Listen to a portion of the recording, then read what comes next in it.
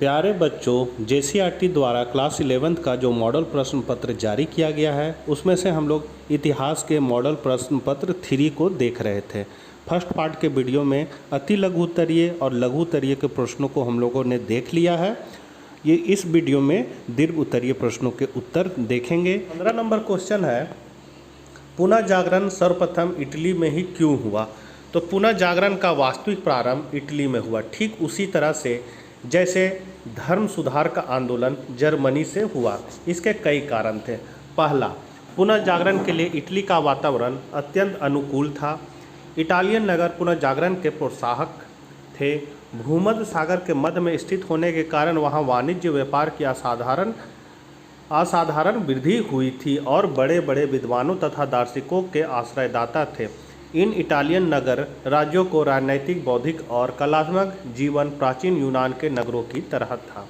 ख है, पुनः जागरण का दूसरा कारण था कि इटली में विभिन्न जातियों का समागम। इन जातियों में गाथा, लोम्बार्ड, फ्रैक, अरब, नॉर्मन और जर्मन जातियां प्रमुख थीं। रोमन, वेजनाटाइन, अरब सभ्यताओं एवं बौद्धिक आंदोलनों का होना स्वाभाविक था। तीसरा है, इटालियन स्कूलों तथा विश्वविद्यालयों के धर्मनिरपेक्ष स्वरूप ने भी इटली में पुनः जागरण के विकास में सहायता दी। उत्तरी यूरोपियन विश्वविद्यालय में धर्मशास्त्रों के अध्ययन पर विशेष जोर दिया जाता रहा है, जबकि दूसरी ओर इटली में रोमन विधि तथा चिकित्सा शास्त्र जैसे धर्मनिरपेक्ष और उपयोगी विषयों की पढ़ाई ही अधिक होती थी। धर्मनिरपेक्ष ज्ञानार्जन का विशेष महत्व होने के कारण इटली में पुनः जागरण कालीन नवीन संस्कृति की नींव पड़ी।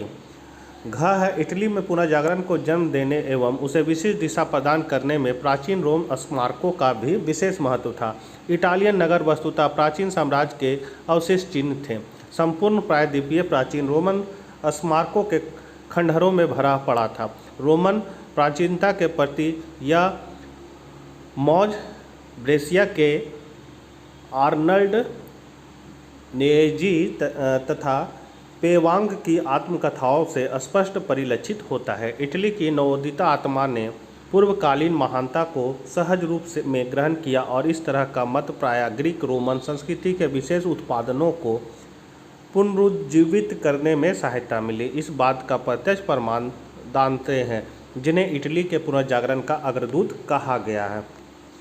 अगला पॉइंट है, यूरोपियन पुनर्जागरण के इटली में प्रारंभ होने का एक अन्य कारण यह था कि कॉन्स्टेंटिनोपल के पतन के पश्चात वहां के विद्वानों ने भागकर इटली के नगरों में आश्रय लिया। इससे उन नगरों में पुनः प्राचीन विद्या एवं ज्ञान का प्रसार शुरू हुआ और अल्पकाल में ही इन विद्वानों की विद्वता की चिंगारी यूरोप के अन्य देशों में फैल गई। इटली में इन नवागत विद्वानों की संख्या इतनी अधिक थी कि लगता था कि यूनान का पतन नहीं हुआ था, उसका इटली में, जिसे प्राचीन काल में मैग्ना ग्रेसिया कहते थे, प्रवचन हो गया था। ये विद्वान भगोड़े अथवा 7 प्राचीन यूनानी साहित्य की अनेक अनमोल पांडुलिपियां लेते आए थे, जिनका उस समय तक यूरोप को कोई ज्ञान नहीं था। इनमें से अनेक इटालियन स्कूलों तथा विश्वविद्यालयों में शिक्षक तथा व्याख्याता नियुक्त किए गए। इस तरह रोमन प्रजातंत्र काल में जो कुछ हुआ था उसकी अब पुनरावृत्ति हुई। इटली पर यूनानी पांडित्य की दूसरी बार विजय हुई। 16 नंबर क्वेश्चन है बच्चों, विज्ञान और दर्शन में अरबियों का क्या योगदान रहा? तो विज्ञान और दर्शन में अरबियों का योगदान निम्नलिखित है। पहला, पूरे मध्यकाल में ईसाई गिरजाघरों और मठों के विद्वान यूनानी और रोमन विद्वानों की कृतियों से परिचित थे, पर इन लोगों ने इन रचनाओं का प्रचार प्रसार नहीं किया। दूसरा है, 14वीं शताब्दी में अनेक विद्वानों ने प्लेटो और अरस्तु के ग्रंथों से अनुवाद को पढ़ना शुरू किया। तीसरा, अरब के अनुवादकों ने अतीत की पांडुलिपियों का संरक्षण और अनुवाद सावधानीपूर्वक किया था।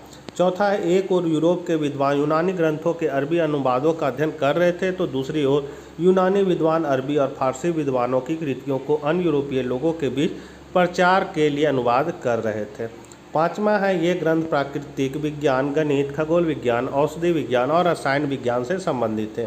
टॉलमी के अलमजेस्ट खगोल शास्त्र पर रचित ग्रंथ 140 ईस्वी के पूर्व यूनानी भाषा में लिखा गया था और बाद में इसका अरबी में अनुवाद भी हुआ। में अरबी भाषा के विशेष उपपद अल का उल्लेख है, जो कि यूनानी और अरबी भाषा के बीच रहे संबंधों को दर्शाता है।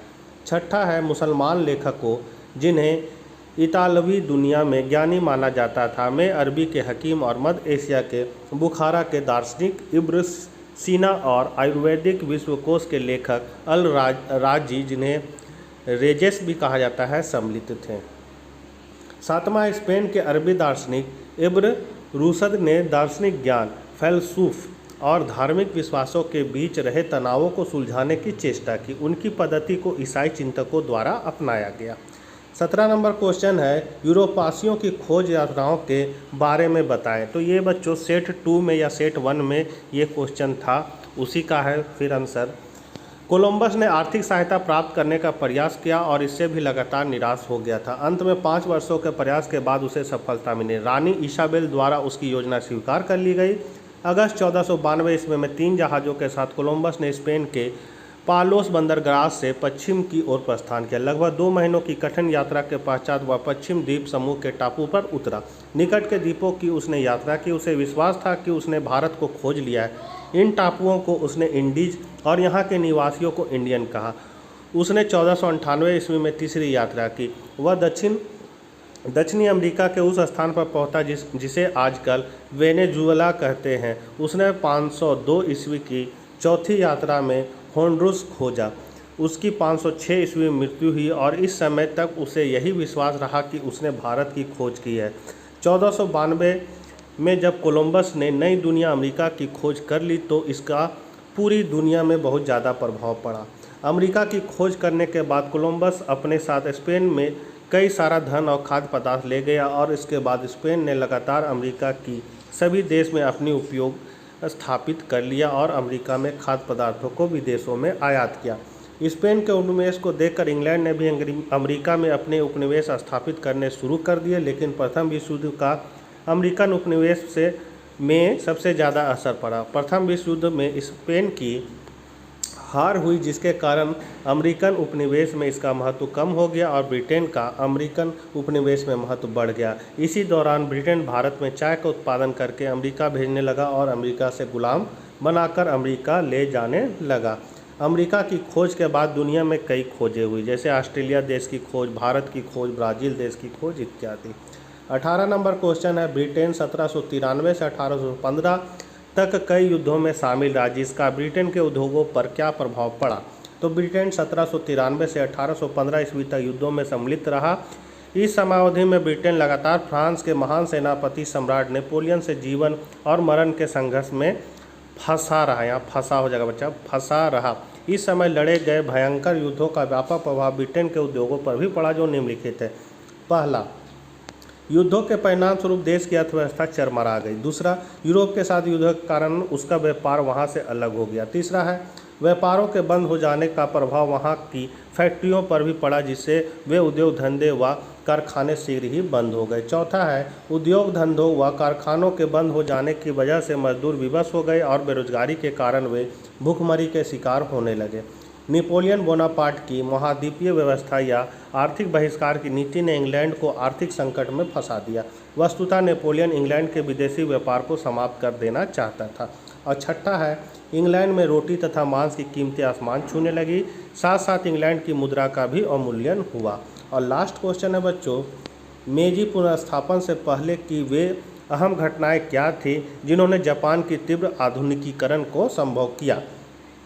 तो 1867-68 में जापान में एक युगांतकारी घटना मेजी पुनर्स्थापन के रूप में घटी। सदियों पूर्व जापान में 2 अहम प्रशासनिक शक्तियां थीं, सम्राट तथा प्रधान सेनापति अथवा शोगुन। हालांकि प्रशासन की समस्त शक्तियां शोगुन में केंद्रित थी। सम्राट मात्र राजनीतिक मुखौटा होता था, किंतु 1668 ईस्वी में एक आंदोलन द्वारा शोगुन का पद समाप्त कर दिया गया। उसके सारे अधिकार सम्राट के हाथों में दे दिए गए। नए सम्राट 14 वर्षीय मुत्सुहितो ने मेजी की उपाधि धारण की। मेजी पुनर्स्थापन से पूर्व जापान में कुछ महत्वपूर्ण घटनाएं घटित हुई, फलतः आधुनिकीकरण का मार्ग प्रशस्त हुआ। पहला है बच्चों 16वीं शताब्दी तक जापान में किसान भी हथियार रखते थे, फलतः यदा कदा अराजकता का वातावरण उत्पन्न हो जाता था। हालांकि इस शताब्दी के अंतिम वर्षों में किसानों ने हथियार ले लिए गए। अब मात्र सामुदायिक वर्ग के लोग ही हथियार रख सकते थे। इससे किसान अपना संपूर्ण समय और ध्यान कृषि कार्य में लगाने लगे। दूसरा है, इससे पूर्व दाम्यों को अधिकांश समय शोगुन के निर्देशानुसार राजधानी एंद्रो में व्यतीत करना पड़ता था। फलतः अपने क्षेत्रों के प्रशासनिक कार्यों का संचालन सुचारू रूप से करने में असमर्थ हो जाते थे। 16वीं शताब्दी के अंतिम वर्षों में उन्हें अपनी राजधानियों में रहने के आदेश दिए गए। तीसरा है, भूमि का सर्वेक्षण तथा उत्पादकता के आधार पर भूमि का वर्गीकरण किया गया। इस कार्य का उद्देश्य मालिकों तथा करदाताओं का निर्धारण करना था। इस परिवर्तन ने राजस्व के अस्थायी निर्धारण में महत्वपूर्ण योगदान दिया। चौथा है, मेजी पुनर्स्थापन से पूर्व जापान में अनेक महत्वपूर्ण एवं विशाल शहरों का विकास हुआ। शहरों के विकास ने वाणिज्य की अर्थव्यवस्था के विकास को प्रोत्साहित किया। फलतः वित्त और ऋण की प्रणालियाँ स्थापित हुई। गुणों को पद से अधिक महत्वपूर्ण माना जाने लगा। व्यापार का विकास हुआ और शहरों की जीवित संस्कृति विकसित होने लगी। सांस्कृतिक कार्यक्रमों को बढ़ावा मिला। इन सभी घटनाओं के सामूहिक प्रयास से जापान में तीव्र गति से आधुनिकीकरण का सपना साकार हुआ। तो बच्चों, वीडियो को इतिहास के बच्चों तक जरूर शेयर कीजिएगा। अपने चैनल इकोनॉमिक्स प्लस पर नए हैं तो चैनल को सब्सक्राइब जरूर कीजिएगा। मिलते हैं नेक्स्ट वीडियो में। Bye bye.